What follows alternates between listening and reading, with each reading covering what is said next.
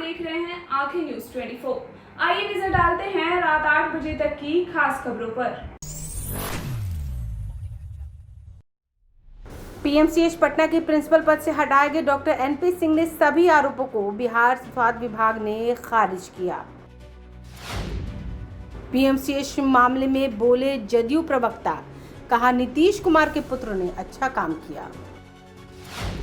भगवा कलर के बंगले को हरे रंग में बदला जा रहा है, राबड़ी के आवास का नया लुक तैयार। उप मुख्यमंत्री विजेंद्र यादव ने कहा, पूरा देश नीतीश कुमार के मॉडल को अपनाना चाह रहा है। और नेट परीक्षा में गड़बड़ी को लेकर छात्र सड़क पर उतरने के लिए तैयार। बिहार के चिकित्सा जगत या प्रशासनिक गलियारे से इस वक्त की एक बहुत बड़ी खबर सामने आ रही है। Nalanda medical college and hospital यानी एनएमसीएच के पूर्व प्रिंसिपल डॉक्टर नरेंद्र प्रताप सिंह ने एक प्रेस कॉन्फ्रेंस कर स्वास्थ्य विभाग और सरकार के रवैये पर बेहद गंभीर और सनसनीखेज आरोप लगाए हैं। डॉक्टर सिंह का दर्द और गुस्सा आज कैमरे के सामने फूट पड़ा। उन्होंने सीधे तौर पर व्यवस्था को कटघरे में खड़ा करते हुए कहा, मैं कल तक प्रिंसिपल था लेकिन आज नहीं हूं। उन्होंने आरोप लगाया कि उन्हें पद से हटाने से पहले ना तो कोई स्पष्टीकरण मांगा गया और ना ही कोई नोटिस दिया गया।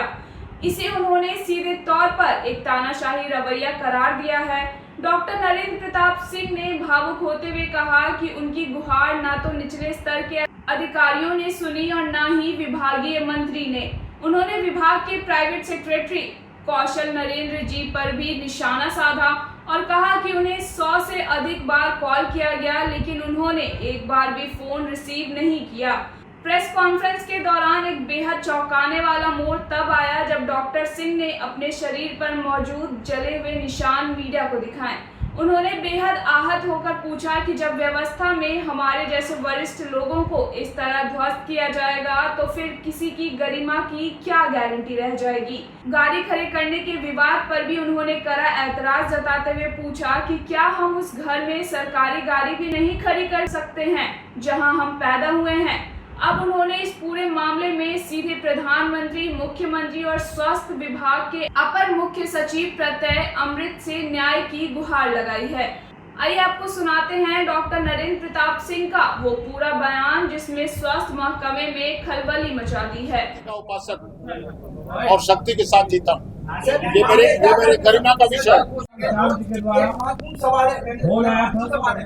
उन्होंने कहा क्या आपने उनका फोन नहीं उठाया था? एक सवाल है। कोई चोट लगा रहेगा, बेहोश होकर दवा खाता रहेगा, सोए रहेगा तो क्या ऑफिशियल फोन उठाता रहेगा? सरकारी है अपना।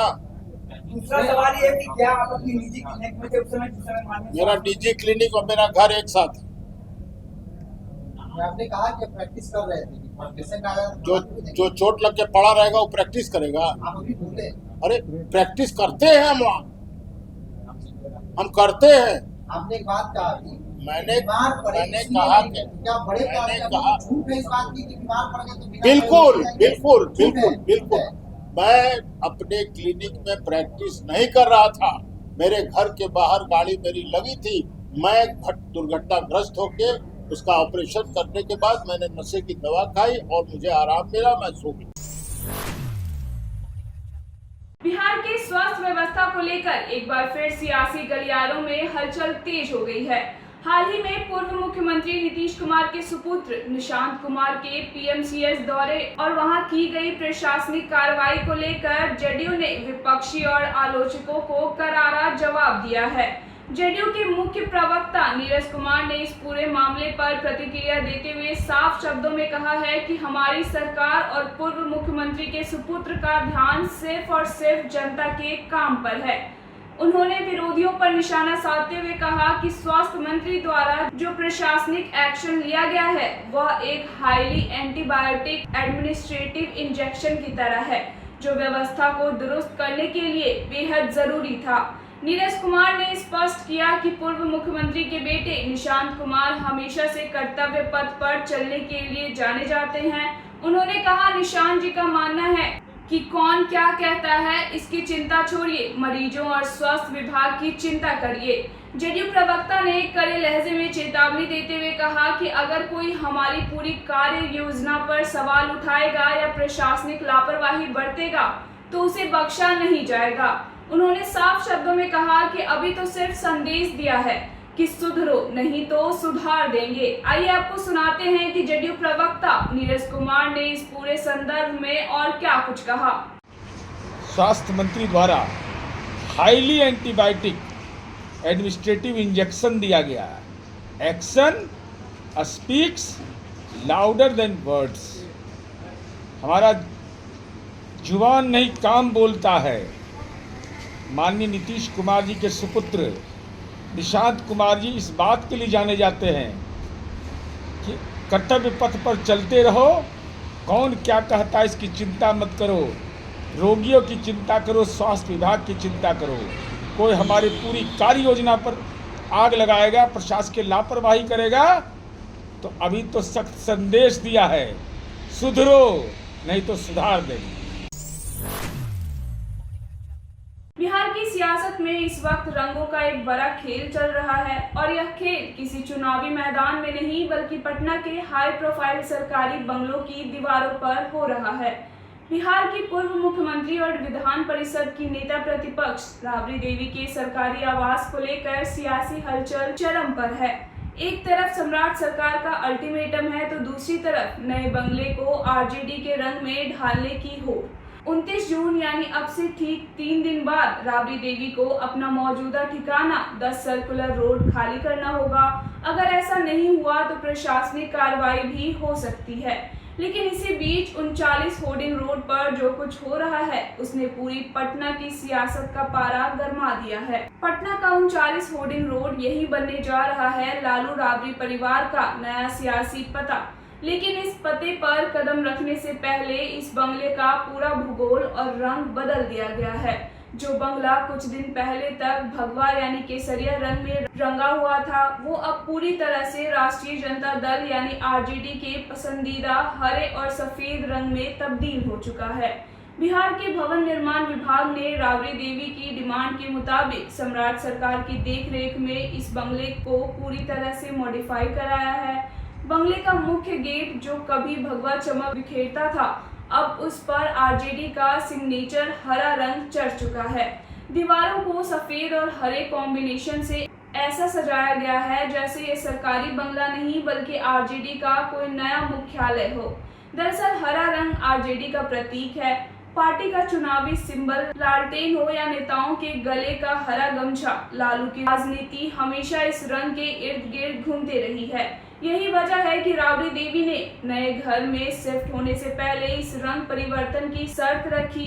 दिलचस्प बात ये भी है कि ये नया आवास राबड़ी देवी के बड़े बेटे और पूर्व मंत्री तेज प्रताप यादव के बंगले के बिल्कुल करीब है, जिससे अब पूरे परिवार की सियासी एक्टिविटी इसी इलाके से ऑपरेट होगी। राबड़ी देवी ने नए घर में शिफ्ट होने के लिए सरकार से 1 महीने का वक्त मांगा था, जिसकी मियाद अब 29 जून को खत्म हो रही है। अब देखना ये होगा कि 29 जून को बिना किसी ड्रामे के ये शिफ्टिंग पूरी होती है या फिर इस पर भी बिहार की राजनीति में कोई नया लालटेन जलता है। आप बने रहिए हमारे साथ, खबरों का सिलसिला जारी है। फिलहाल इस बुलेटिन में बस इतना ही। देश और दुनिया की तमाम बड़ी अपडेट्स के लिए बने रहिए हमारे साथ आके न्यूज़ 24 पर, नजर हर खबर पर।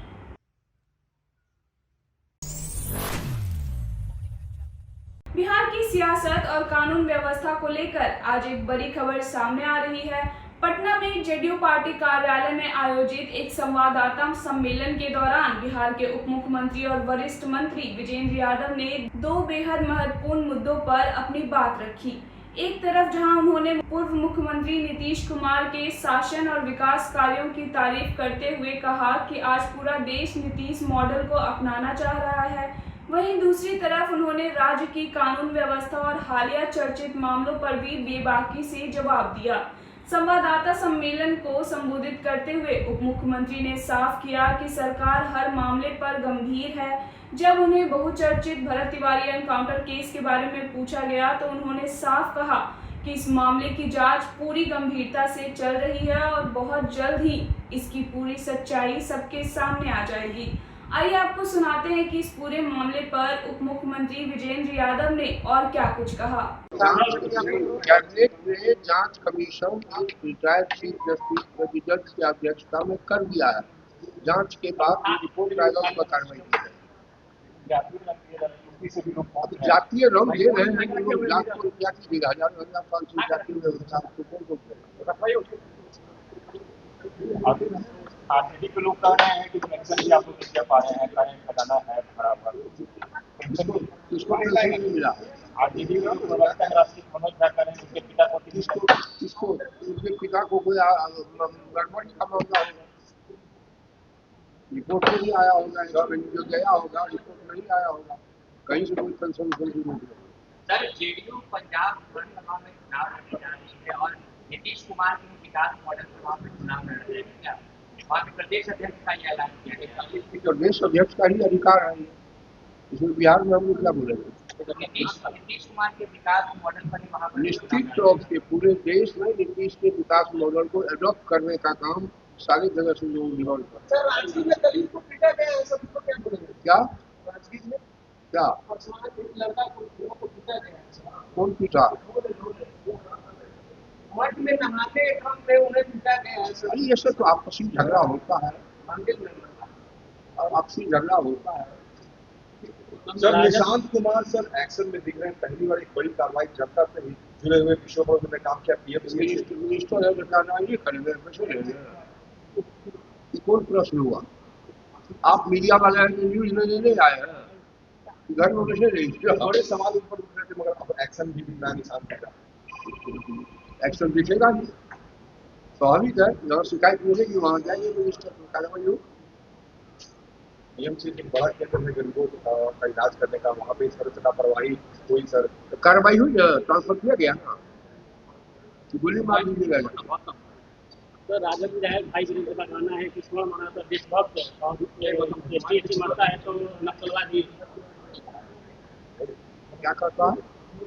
स्वर्ण माना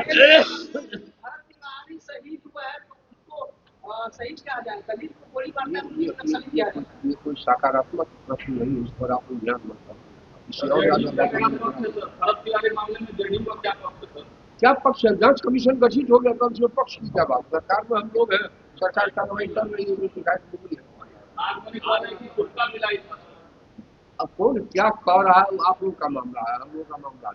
सरकार में हम लोग हैं, जो हम लोग का दायित्व है, जो कर्तव्य है, वो किया गया। तो शिकायत मिली है तो जांच कराएंगे, बिना जांच कर उनके परिवार के सदस्य ने कल उनके भाई ने कहा कि 7 दिन में न्याय नहीं मिले नहीं तो सड़कों पर उतरेंगे, एक और भरत तिवारी पैदा हो जाएगा। इस सब पर कोई जगह सरकार का दायित्व था, कर दिया।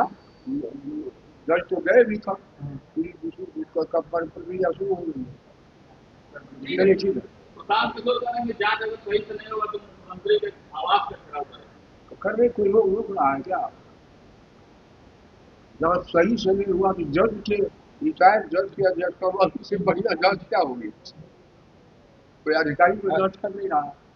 मंत्री जी, पुलिस की कुछ बातें गलती हुई, उसमें लापरवाही कर, जब तक रिपोर्ट नहीं आएगा, एज ए मिनिस्टर बोल रहा हूँ, बिना संगत जांच होगी ना, तब न क्या है। शिकायत को लोग अपना के आरोप लगाते हैं, लेकिन जब तक जांच नहीं होती है तब तक संभव नहीं। कोर्ट में भी केस लाता, हमको मर्डर कर दिया, लेकिन कोर्ट में जब एविडेंस नहीं मिलता तो न्याय मिल जाती है। और बहुत सारे यही न्यायिक प्रक्रिया है लोकतंत्र में, राजा का राज नहीं है। और बहुत सारे नेता अभी तक पूर्व जांच से पहले, रिपोर्ट आने से पहले बयान दे रहे हैं कि गलत किया पुलिस ने। एनडीए के कई साथी नेता बयान नहीं देने से आप लोग का रोजगार चलेगा। आप लोग उसी में बयान दें, आप लोग उसी को शिक्षा ही कर रहे हैं। चलिए ठीक है,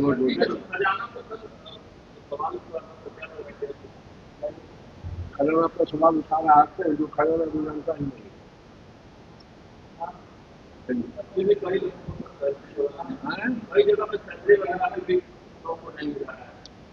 जहाँ से रिपोर्ट ये आता है 2 महीना रिश्वत हर साल होता है, अभी 3 महीना वित्तीय वर्ष का हुआ है। चलिए खजाना लूट लिया कोई, आज ही नहीं राज है, खजाना लूट हुई है कुत्ते। चुनाव के समय बताया जाता है, तेजस्वी सब फिर से कह रहे हैं कि सर जो महिलाओं को 10,000 का 2 लाख तक का जो देने का वादा था वो अभी तक बहुत देरी हो गई। तो ये भी कहा था कि हमको तनख्वाह ही मिला है, जबकि रिपोर्ट ही आया था विधानसभा से तनख्वाह मिल गया, तो बोले कि हम जब बोले तब दिया। तो चलिए ठीक है, अंतिम नोटिस भेजा गया।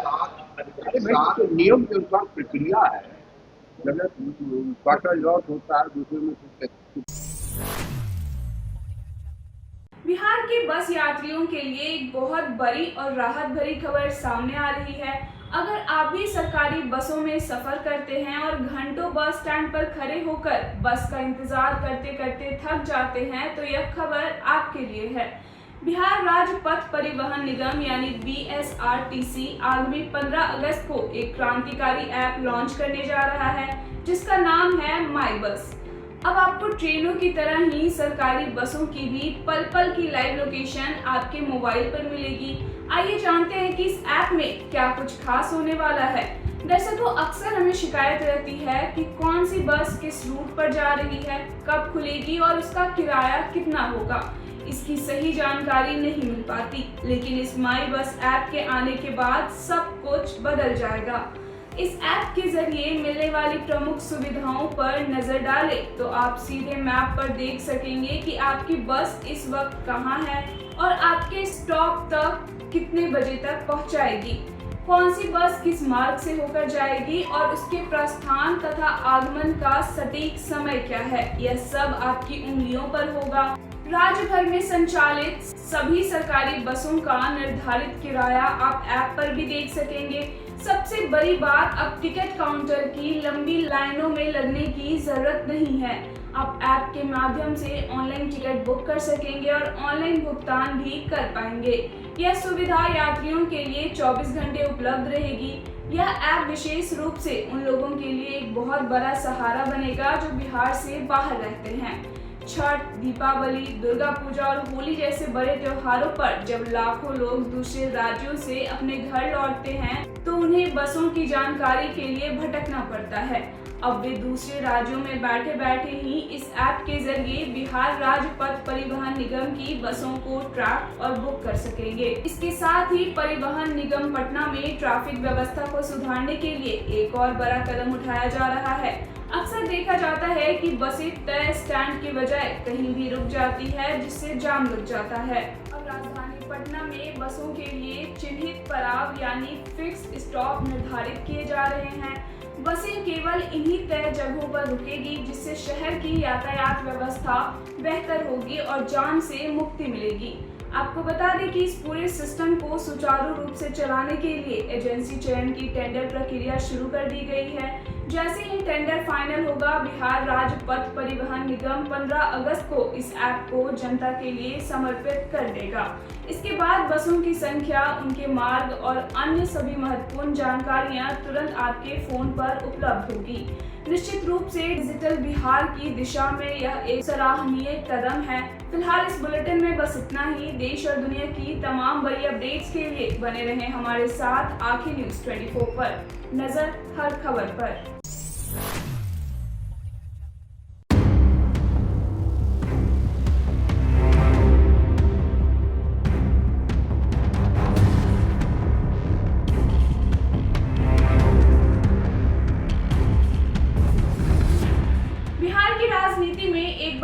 राम मंदिर और सनातन के मुद्दे पर घमासान छिड़ गया है। राष्ट्रीय जनता दल की नेता रोहिणी आचार्य के हालिया ट्वीट के बाद भारतीय जनता पार्टी ने लालू प्रसाद यादव के पूरे परिवार को कटघरे में खड़ा कर लिया है। बीजेपी के वरिष्ठ नेता ने लालू परिवार को खुली चुनौती देते हुए कहा कि अगर उनमें हिम्मत है तो वो एक लिस्ट जारी करे और बताएं कि तेजस्वी यादव, तेज प्रताप यादव, लालू यादव और राबड़ी देवी ने राम भूमि मंदिर के निर्माण के लिए कितने रुपए का दान दिया है। भाजपा नेता का आरोप है कि जब संत परिवार, भाजपा कार्यकर्ता और सनातनी लोग घर घर जाकर अक्षत बांट रहे थे और राम मंदिर के लिए चंदा इकट्ठा कर रहे थे, तब लालू परिवार को राम भूमि की याद नहीं आई। उन्होंने एक पैसे का भी योगदान नहीं दिया। आज जब मंदिर बनकर तैयार है तो ये लोग सिर्फ वोट की राजनीति के लिए बयानबाजी कर रहे हैं। इस बीच विपक्षी नेताओं के अन्य विवादित बयानों पर बात करते हुए भाजपा नेता ने साफ किया कि जब सुबह सूबे के मुखिया यानी माननीय मुख्यमंत्री सम्राट चौधरी का इस पूरे मामले पर बेहद सटीक और मजबूत बयान आ चुका है, तो उसके बाद किसी भी अन्य नेता की बयानबाजी का कोई मतलब नहीं रह जाता। सरकार इस मामले पर पूरी तरह से गंभीर है और किसी भी तरह की गड़बड़ी बर्दाश्त नहीं की जाएगी। देखिए पवन जायसवाल का यह बड़ा बयान। देखिए, रोहिणी आचार्य जी ने जो ट्वीट किया है, मेरी चुनौती है लालू जी के पूरे परिवार को कि वो एक लिस्ट जारी करें कि रोहिणी जी ने, तेजस्वी जी ने, तेज प्रताप जी ने, लालू जी ने, राबड़ी जी ने कितना रुपया राम जन्मभूमि में डोनेट किया था। जब राम जन्मभूमि में डोनेट करने के लिए भाजपा के कार्यकर्ता, संघ परिवार के लोग और सनातनी लोग घर घर घूम के अक्षत बांटते थे, तो उस समय इनको राम जन्मभूमि याद नहीं आया था। राम जन्मभूमि में 1 पैसे का डोनेट इन लोगों ने नहीं किया। ये वोट की राजनीति के लिए केवल बयानबाजी करते हैं। रोहिणी आचार्य जी को पता होना चाहिए कि अगर गड़बड़ी हुई है तो ट्रस्ट के आवेदन पर FIR हुआ है, 8 लोगों पर गिरफ्तारी हो रही है और जेल भेजे जा रहे हैं। इसलिए चिंता करने की उनको ज़रूरत नहीं है। हर सनातनी को राम जन्मभूमि की चिंता है। दल के नेता हैं नागमणि जी, वो कह रहे हैं कि भरत तिवारी कुत्ता बिलाई थे। देखिए, जब माननीय मुख्यमंत्री जी का इतना स्पष्ट बयान आ गया और कार्रवाई जारी है, तो इस संदर्भ में किसी को कोई बयान देने की जरूरत नहीं है। आपके नेता नागमणि है, वही तो बयान दे रहे हैं। तो स्वतंत्र रूप से कोई व्यक्ति कुछ बोल सकते हैं। आपके नेता कह रहे हैं कि नहीं ये गलत हुआ, एक तरफ कह रहे हैं कि सही हुआ, तो आखिर आप लोग कल चलाए हैं। माननीय मुख्यमंत्री जी ने कितना सटीक, कितना मजबूत बयान दिया है, ठीक है। इसलिए इसके बाद किसी के कोई बयान की कोई जरूरत नहीं है। बयान की निंदा करेंगे? क्यों निंदा करेंगे भाई, स्वतंत्र है हर व्यक्ति अपनी बात को रखने का।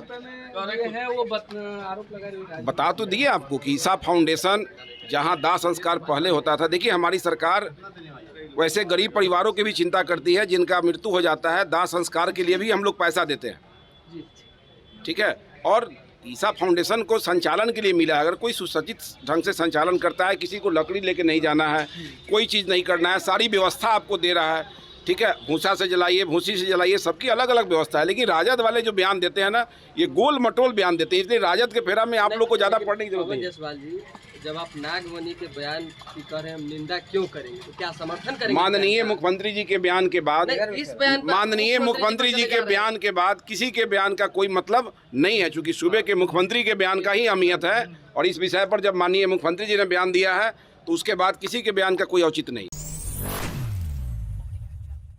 नमस्कार, मैं हूं शनाया गर्ग और आप देख रहे हैं आंखें न्यूज़ 24। अगर आप भी आने वाले दिनों में विदेश यात्रा की योजना बना रहे हैं या नया पासपोर्ट बनवाने की सोच रहे हैं, तो यह खबर सीधे आपकी जेब पर असर डालने वाला है। केंद्र सरकार ने पासपोर्ट नियम 1980 में बड़ा संशोधन करते हुए पासपोर्ट आवेदन शुल्क में बढ़ोतरी का फैसला किया है।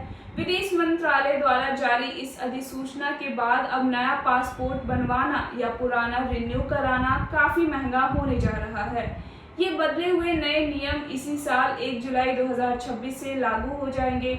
आइए आपको सिलसिलेवार तरीके से बताते हैं कि किस श्रेणी के पासपोर्ट के लिए अब आपको कितना शुल्क देना होगा। अगर आप 36 पन्नों का सामान्य नया पासपोर्ट बनवाते हैं या इसे दोबारा जारी करवाते हैं, तो पहले का शुल्क 1500 रुपया था, जो अब बढ़कर 2500 रुपया हो जाएगा। इसी तरह 36 पन्नों वाला तत्काल पासपोर्ट के लिए वर्तमान शुल्क 3500 रुपये की जगह अब आपको सीधे 5000 रुपये देने होंगे। जो लोग ज़्यादा सफ़र करते हैं और 60 पन्नों का जम्बो पासपोर्ट लेते हैं, उनके लिए सामान्य श्रेणी का शुल्क 2000 रुपये से बढ़ाकर अब 3500 रुपये कर दिया गया है। वहीं 60 पन्नों वाले तत्काल श्रेणी के पासपोर्ट का वर्तमान शुल्क जो 4000 रुपया था, वह अब बढ़कर सीधे 6000 रुपया हो जाएगा। विदेश मंत्रालय ने इस संबंध में 20 जून को अधिसूचना जारी की थी, जिसे गुरुवार को आधिकारिक रूप से प्रकाशित किया गया है। तो साफ है कि सरकार के इस फैसले के बाद पासपोर्ट बनवाने की बजट में अच्छी खासी बढ़ोतरी होने वाली है। अगर आप पुराने रेट पर ही आवेदन कराना चाहते हैं, तो आपके लिए 30 जून तक का ही समय बचा है, क्योंकि 1 जुलाई से आपको ये नया और बढ़ा हुआ शुल्क ही चुकाना पड़ेगा। इस खबर पर आपकी क्या राय है, हमें कमेंट करके ज़रूर बताएं। देश और दुनिया की तमाम बड़ी अपडेट्स के लिए बने रहें हमारे साथ आंखें न्यूज़ 24 पर। नजर हर खबर पर। अगर आपने हमारा चैनल अभी तक सब्सक्राइब नहीं किया है, तो इसे जल्दी से लाइक करें, कमेंट करें, शेयर करें और सब्सक्राइब करना ना भूलें ताकि आप देश और दुनिया की तमाम बड़ी अपडेट्स के लिए बने रहें हमारे साथ। आखिर न्यूज़ 24 पर नजर हर खबर पर।